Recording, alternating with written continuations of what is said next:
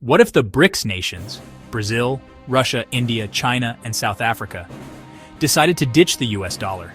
Would it shake the foundations of the global economy? Could it weaken America's financial power? In this video, we'll explore what happens if the dollar is no longer the king of world trade.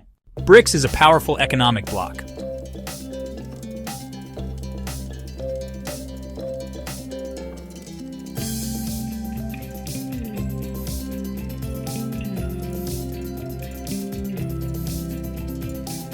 Together, these countries represent over 40% of the world's population, and about 1/4 of global GDP. Recently, new members like Saudi Arabia and Iran have joined discussions, making BRICS even stronger.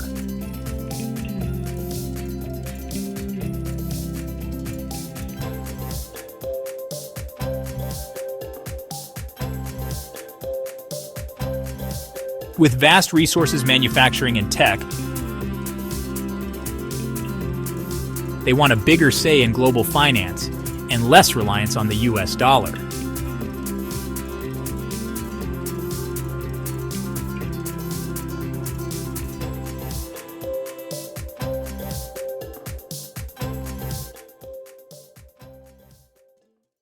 The US dollar has been the world's reserve currency since World War II.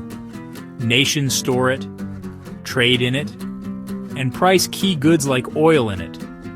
This system benefits America with cheaper borrowing, stronger sanctions power, and global trust in its financial markets. But for BRICS, dollar dominance is limiting.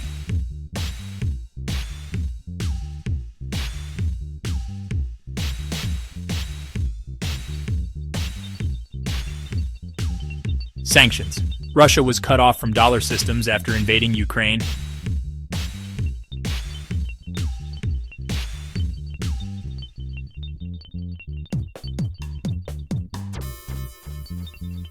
Costs.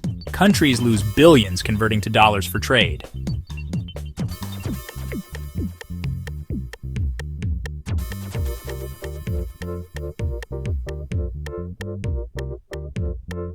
Independence. China and India want financial sovereignty, not dependence on the Federal Reserve.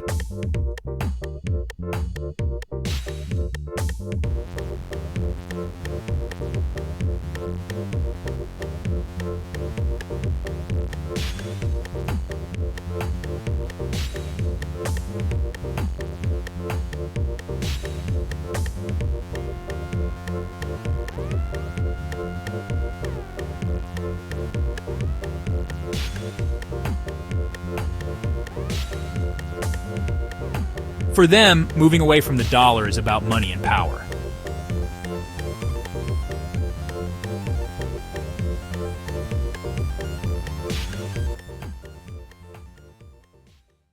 If BRICS really ditches the dollar, the world as we know it would fundamentally change. This isn't a hypothetical flip of a switch, but a potential gradual unwinding of a system that has defined global finance for decades. The consequences would ripple outwards, touching everything from international trade to the very balance of global power. The first and most visible impact would be in global trade. Today, most international commerce, especially for critical commodities like oil, is priced and settled in US dollars. But in a de-dollarized world, that changes. A BRICS-led shift would likely start here. For instance, China, the world's largest oil importer, could pay for energy from BRICS partners like Saudi Arabia and Russia directly in yuan. This move creates massive non-dollar demand for the Chinese currency. It wouldn't stop at energy. Think of Brazilian soybeans sold to China or Indian textiles exported to South Africa, all potentially transacted in rupees, yuan, or even a new shared BRICS currency facilitated by alternative payment systems that bypass traditional dollar infrastructure. This shift in trade would trigger a domino effect in the vaults of the world's central banks. For decades, nations have stockpiled US dollars as their primary foreign reserve asset, a financial safety net. But as trade diversifies, so too will these reserves. Why hold vast sums of dollars if a growing portion of your trade is in other currencies? Furthermore, the use of the dollar for sanctions has made many countries nervous about their over-reliance on a single nation's currency. We would see a deliberate strategic rebalancing. Central banks would gradually sell U.S. Treasury bonds and increase their holdings of gold, yuan, and other BRICS-denominated assets. Other developing nations would likely follow suit. For the United States, the consequences would be profound. The constant global demand for dollars is what economists call America's exorbitant privilege, allowing the U.S. government to borrow money cheaply. If that demand wanes, the U.S. would have to offer higher interest rates to attract investors for its debt. This isn't just an abstract problem. Higher government borrowing costs could trickle down to the public as more expensive mortgages, car loans, and credit card debt. Beyond the economic cost, America's geopolitical power would be diminished. The dollar's dominance is the bedrock of U.S. sanctions. By controlling access to the dollar system, the U.S. can isolate adversaries. But if a parallel financial universe exists, where countries can trade in other currencies, that power is significantly blunted. Ultimately, de-dollarization is as much a political project as it is an economic one. It represents a fundamental challenge to the U.S.-led global order. The expansion of BRICS to include major energy producers and regional powers is a clear signal of this ambition.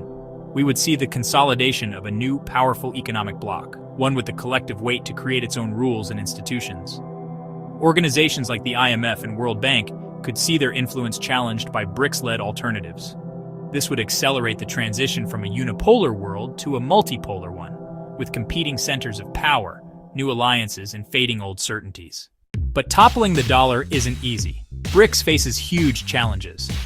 Political tensions between members like India and China, volatile currencies like the ruble or rand, lack of trust compared to U.S. financial institutions, no fully built alternative to systems like SWIFT. That's why the dollar remains strong, for now. If BRICS pulls away from the dollar, everyday people will feel it. Gas could cost more.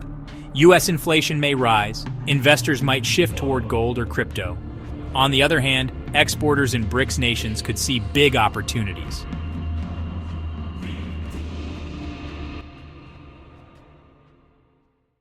So what happens if BRICS seriously challenges the dollar?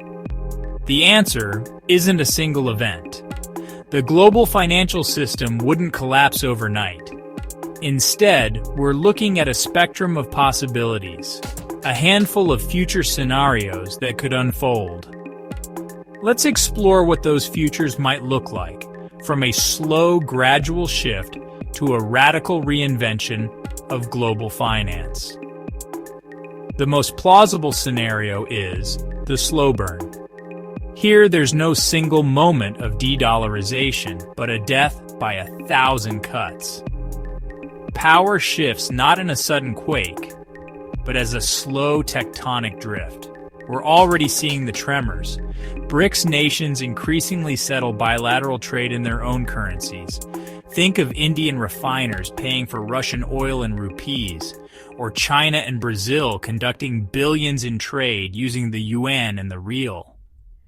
Each deal, while small in the grand scheme, is a thread pulled from the dollar's tapestry. Central banks also continue to slowly diversify their foreign reserves, reducing reliance on U.S. Treasury bonds. The dollar wouldn't disappear. It would simply have to share the stage, becoming first among equals in a multipolar currency world alongside the euro and yuan. Then there's a more audacious scenario, the BRICS currency gambit. This is the one that grabs headlines. The idea is for the bloc to launch a new shared currency for international trade. Proponents suggest it could be backed by a basket of commodities, gold, oil, rare earth minerals, which BRICS nations produce in abundance. This would, in theory, give the currency intrinsic value, a tangible anchor in a world of fiat money. If successful, this creates a direct competitor to the dollar, particularly for the multi-trillion-dollar global commodities market.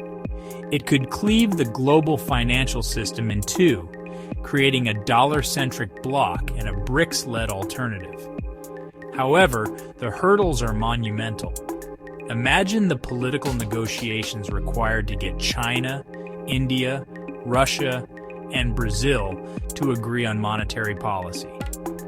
It's a coordination challenge of historic proportions, making this scenario ambitious but far from guaranteed. Of course, we can't discount the incumbent's resilience. In our third scenario, the dollar's enduring reign, the status quo largely prevails. Why? Because the dollar's dominance is built on an unparalleled ecosystem. The U.S. financial markets are the deepest and most liquid in the world.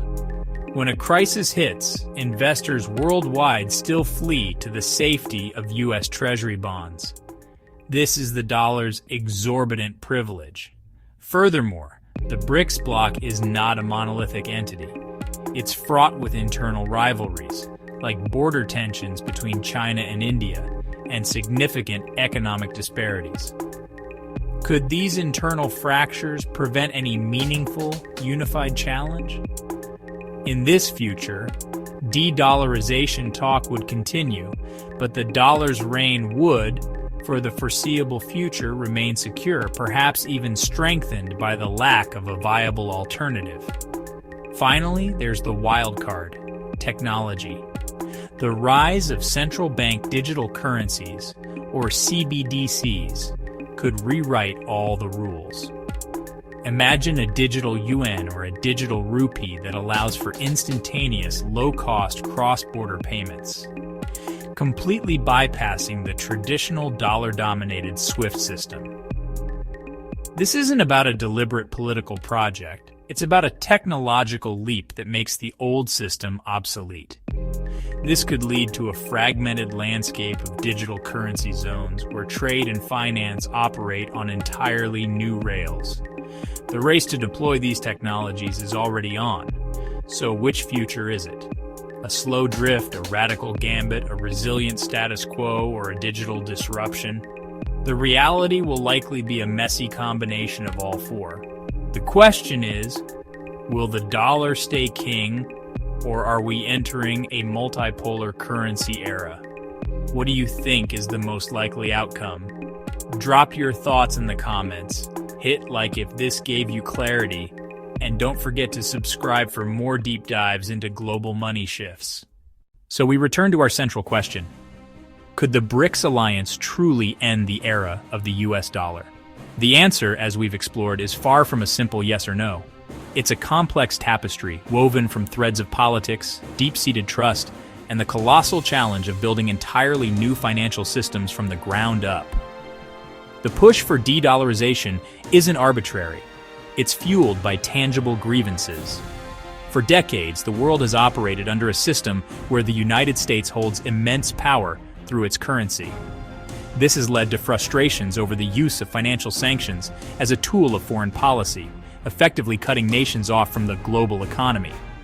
There are also the practical costs of routing transactions through American banks. At its core, this movement is a declaration of a desire for greater economic sovereignty and a multipolar financial world. But ambition is one thing, execution is another. The political hurdles are immense. The BRICS group itself is a coalition of rivals as much as it is an alliance of partners. China and India, for example, share a contested border and divergent strategic goals. Forging the unwavering political consensus needed to launch a common currency requires a level of unity that has been historically elusive. Beyond their internal politics, they face an even greater challenge: earning global trust. Why would a fund shift assets from dollar-backed securities, supported by the world's most liquid markets, to a new, unproven asset backed by nations with varying economic stability? Trust is the ultimate currency, earned over decades, not declared in a summit. Then there's the monumental technical lift. Dethroning the dollar isn't just about launching a digital token. It's about replicating the entire intricate ecosystem that has grown around it. This means creating deep, liquid bond markets where countries can borrow. It means building a robust, secure payment clearing system, a genuine alternative to SWIFT that can handle trillions in daily transactions. It requires a sophisticated legal architecture that provides predictability for investors. The dollar's dominance is embedded in the very plumbing of the global economy. This is why a sudden collapse of the dollar is highly improbable. What is far more likely, should its position weaken, is a gradual evolutionary shift toward a diversified currency basket for trade and reserves. We wouldn't wake up to a worthless dollar. Instead, we would see a slow transition toward a multipolar world of money, where the dollar is first among equals, not the sole hegemon.